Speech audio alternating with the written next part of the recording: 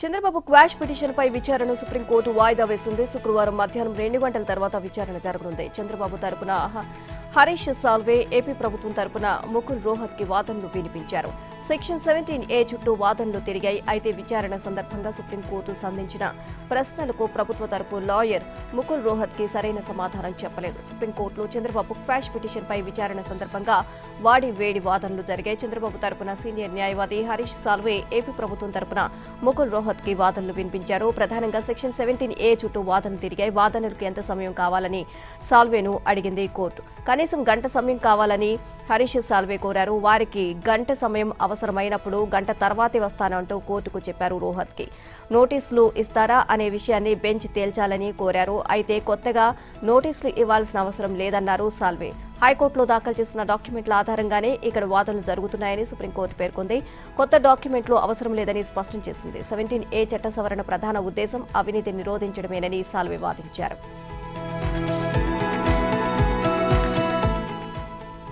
ఆంధ్రప్రదేశ్ మాజీ ముఖ్యమంత్రి చంద్రబాబు అరెస్టు నిర్బంధం రాజకీయ కక్ష సాధింపు చర్యల్లో భాగమేనని న్యాయ వ్యవస్థకు సంబంధించిన ప్రముఖ పత్రిక ఇండియా లీగల్ పేర్కొంది.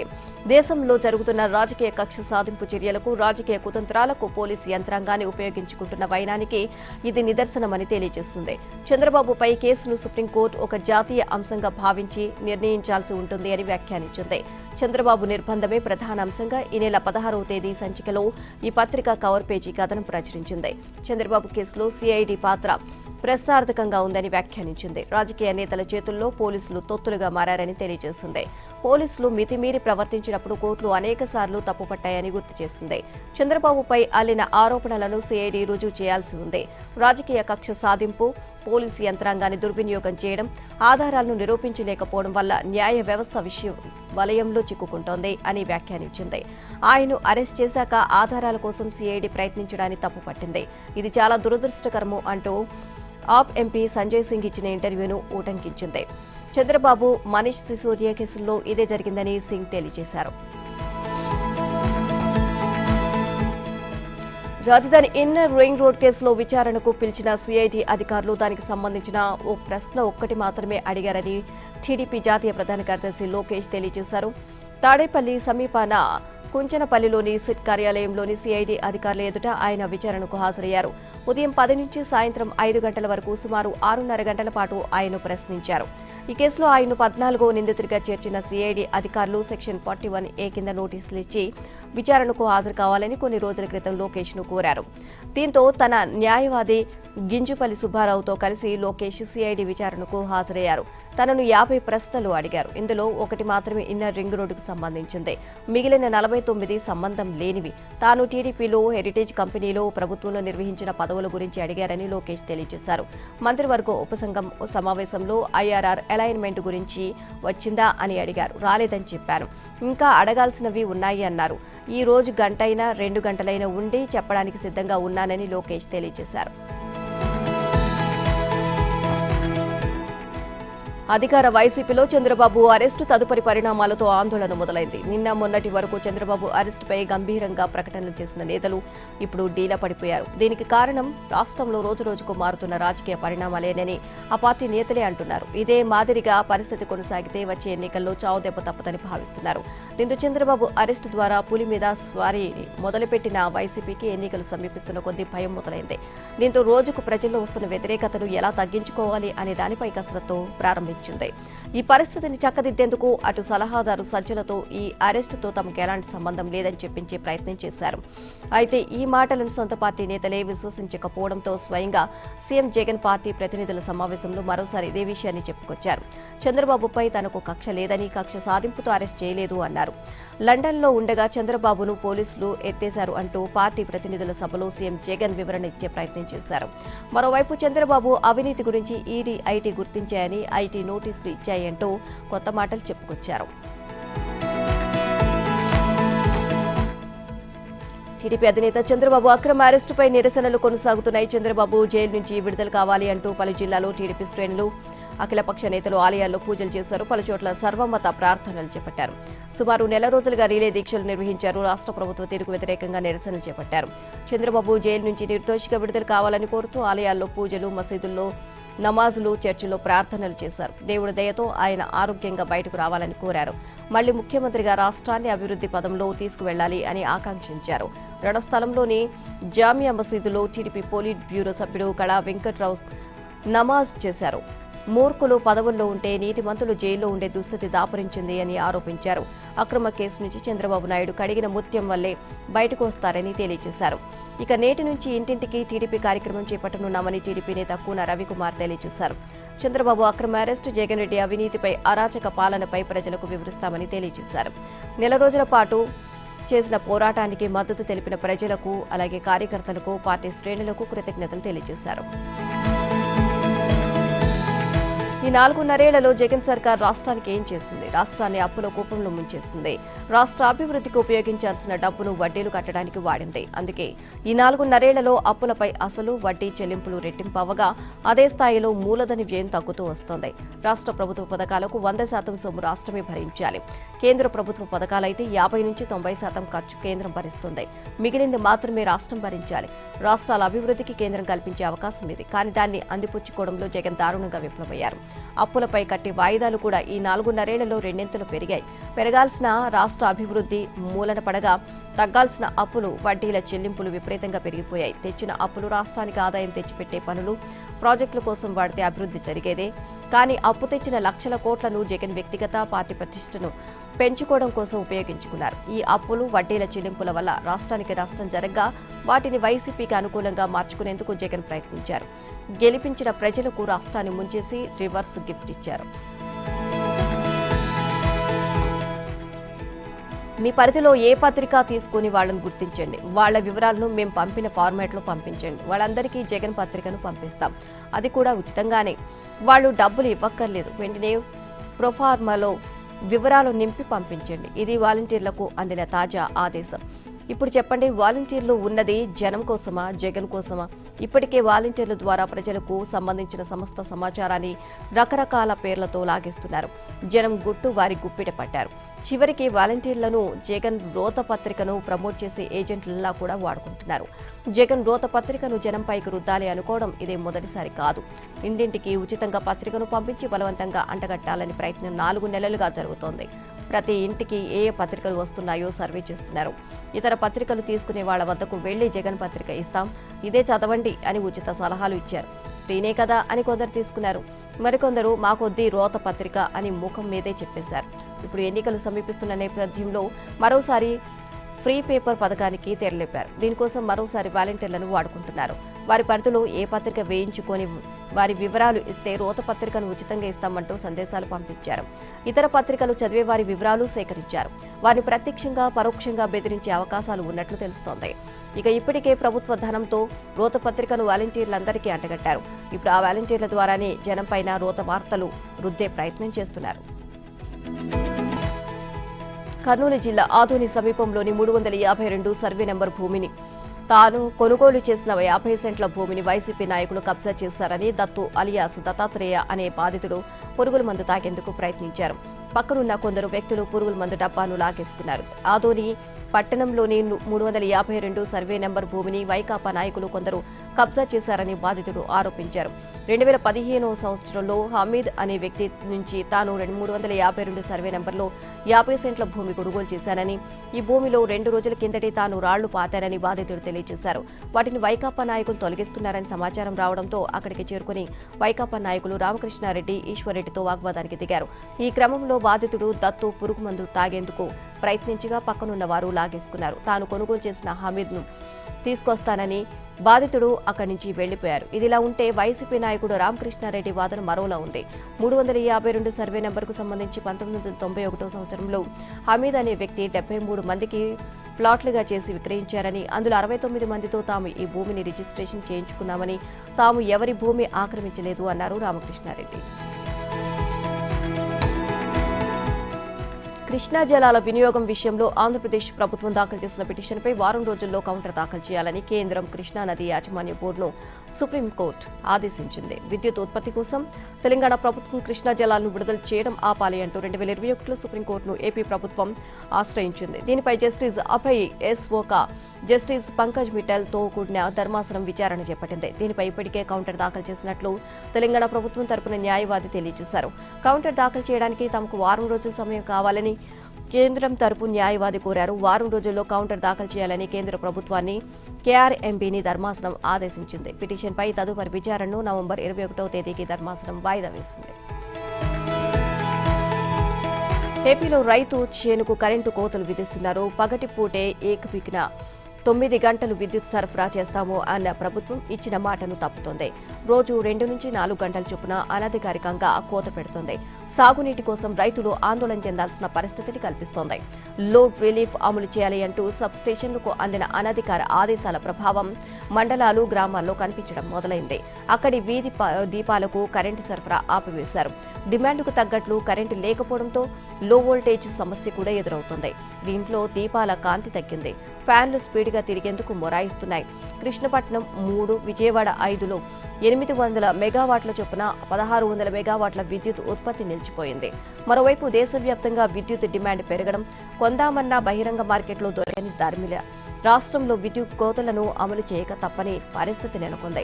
శీతల గాలులు వీచాల్సిన తరుణంలో రాష్ట్రంలోని వాతావరణంలో నెలకొన్న పరిస్థితుల నేపథ్యంలో కరెంటుకు డిమాండ్ ఒక్కసారిగా పెరిగింది. అయితే కోతలు విధించడం లేదని, సాంకేతిక లోపాలు తలెత్తిన చోట సమస్యలు పరిష్కరించేందుకు సరఫరాను నిలుపుతున్నాము అని డిస్కంలు నమ్మబలుగుతున్నాయి. దీనిపై వినియోగదారులు, ప్రజా సంఘాలు మండిపడుతున్నాయి.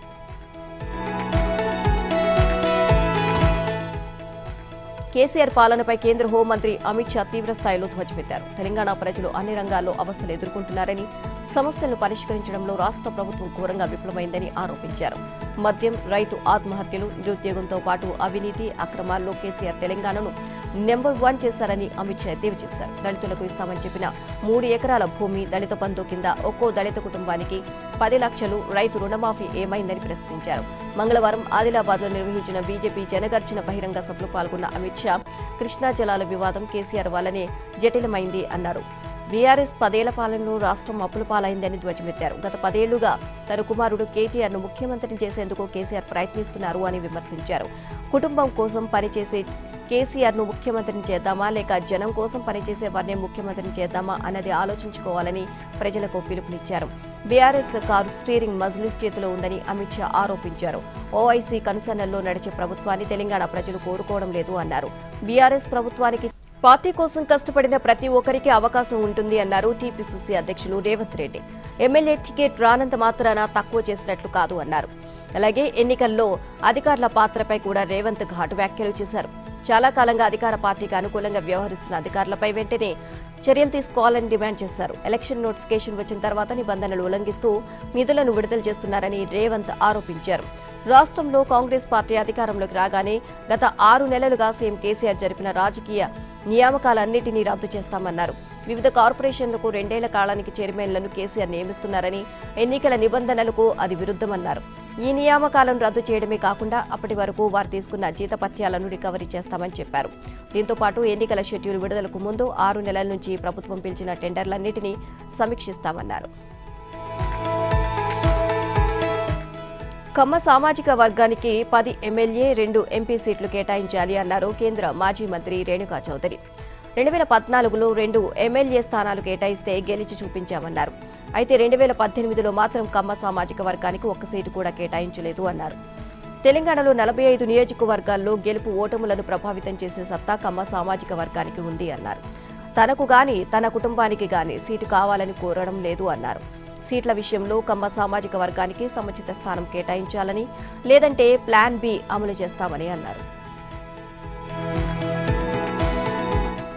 జనగామ బీఆర్ఎస్ టికెట్పై నెలకొన్న ఉత్కంఠ ఎట్టకేలకు వీడింది. పార్టీ వర్కింగ్ ప్రెసిడెంట్ మంత్రి కేటీఆర్ సిట్టింగ్ ఎమ్మెల్యే ముత్తిరెడ్డి యాదగిరి రెడ్డిని బుజ్జగించి ఎమ్మెల్సీ పల్లా రాజేశ్వర్ రెడ్డికి లైన్ క్లియర్ చేశారు. జనగామ నియోజకవర్గానికి చెందిన ప్రజాప్రతినిధులు, ముఖ్య నేతల సమక్షంలో ఎమ్మెల్యే, ఎమ్మెల్సీ మధ్య సయోధ్య కుదిర్చారు.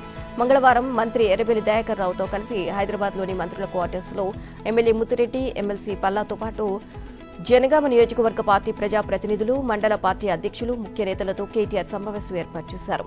జనగామ పార్టీ అభ్యర్థిగా పల్లా రాజేశ్వరరెడ్డిని ప్రకటించారు. ఆయన్ను భారీ మెజారిటీతో గెలిపించాల్సిన బాధ్యతను ముత్తిరెడ్డిపై పెట్టారు. విభేదాలు వీడి పల్లా గెలుపు కోసం కలిసికట్టుగా చిత్తశుద్దితో పాటుపడాలి అని శ్రేణులకు సూచించారు.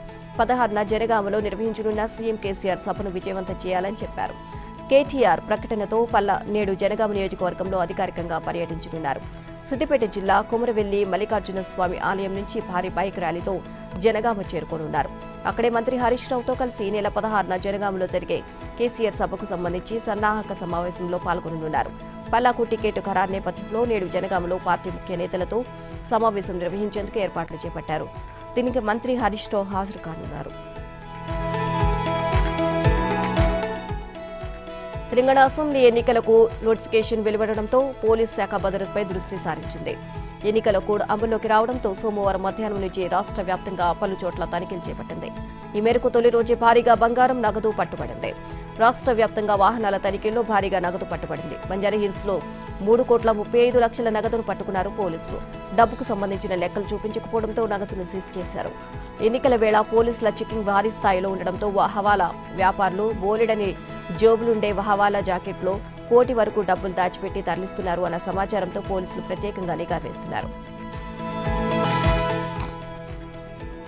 హైదరాబాద్ జూబ్లీహిల్స్ లో ఓ అమానుష ఘటన వెలుగులోకి వచ్చింది. జూబ్లీహిల్స్ బీఆర్ఎస్ ఎమ్మెల్యే మాగంటి గోపీనాథ్ అనుచరుడు ప్రస్తుతం ఆయనకు పీఏగా విధులు నిర్వహిస్తున్న భాస్కర్ వీరంగం సృష్టించాడు.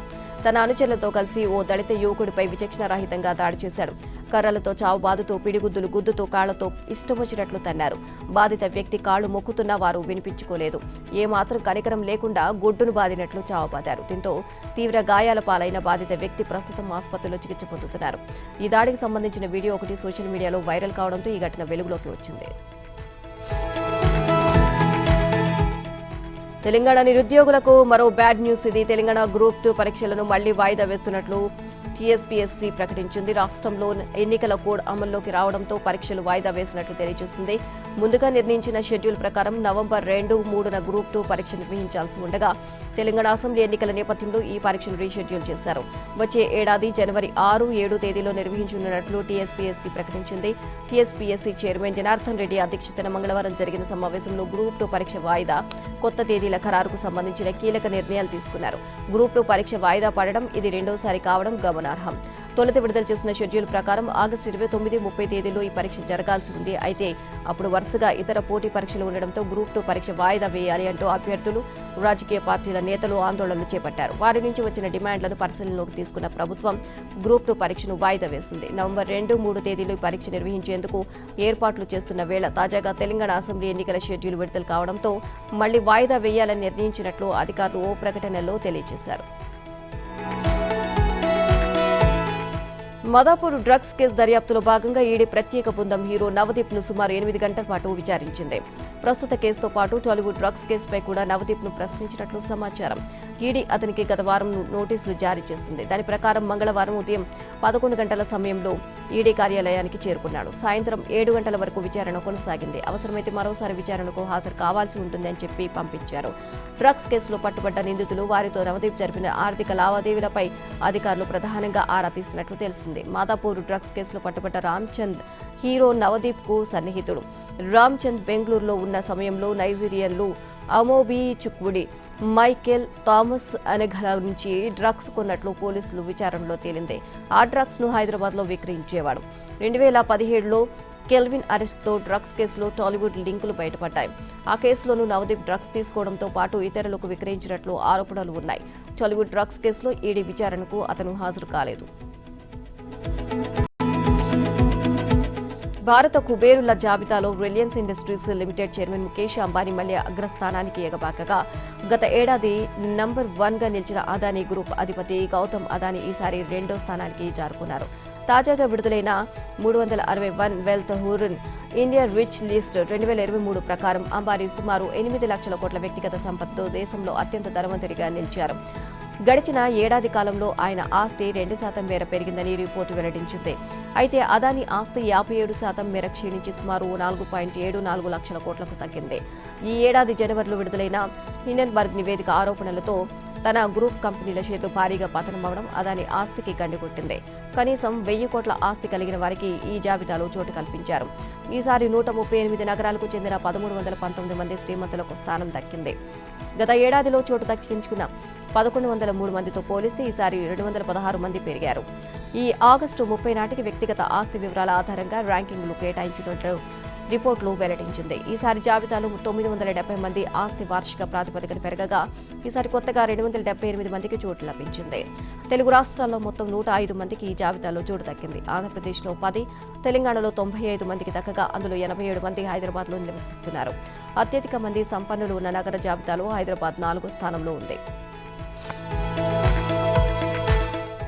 టాప్ ఆర్డర్ వైఫల్యం కారణంగా స్వల్ప ఛేదనలో ఆసీస్పై భారత్కు పోరాడి గెలవాల్సిన పరిస్థితి ఎదురైంది. ఈ నేపథ్యంలో నేడు టీమిండియా తమ రెండవ మ్యాచ్లో ఆఫ్ఘనిస్తాన్తో తలపడనుంది.